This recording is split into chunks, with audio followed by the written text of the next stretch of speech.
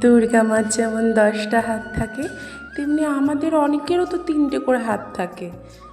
বুঝলে না তো? একটা ডান হাত, একটা বাম হাত আর একটা অজু হাত।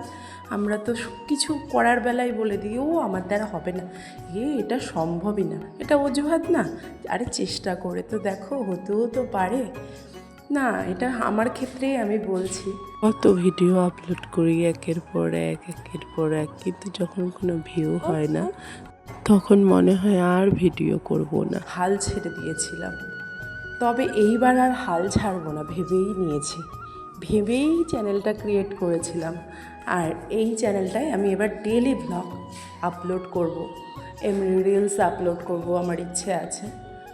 তোমরা যদি ভালো লাগে অবশ্যই লাইক কমেন্ট করো, এইটুকুই বলবো তোমাদের কাছে।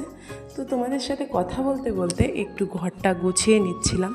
আসলে এইসব এত ডিজাইনওয়ালা দরজা আমার একটুও পছন্দ না, সিম্পল হলেই বেশি ভালো লাগে। এত ময়লা জমে যায়, কিছুদিন অন্তর কিছুদিন কি 3-4 দিন অন্তর অন্তরই মুছি, তারপরেও প্রচুর ধুলো জমে যায়। আসলে রাস্তার সাইডে বাড়ি তো প্রচুর ময়লা জমে যায়। তো তার আগে দেখছিলে বিছানাটা ভালো করে পরিষ্কার করে নিয়েছি, টান না থাকলে আমার আবার বিছানাটা ভালো লাগে না। তো সব সময় আমি সেটাও করতে পারি না, ছোটো বাচ্চা নেই, এই তো একটা অজুহাত দিয়ে দিলি না, বলছি আর কি। তো যাই হোক, আমি আমার কাজকর্মগুলো সেরে নিচ্ছি।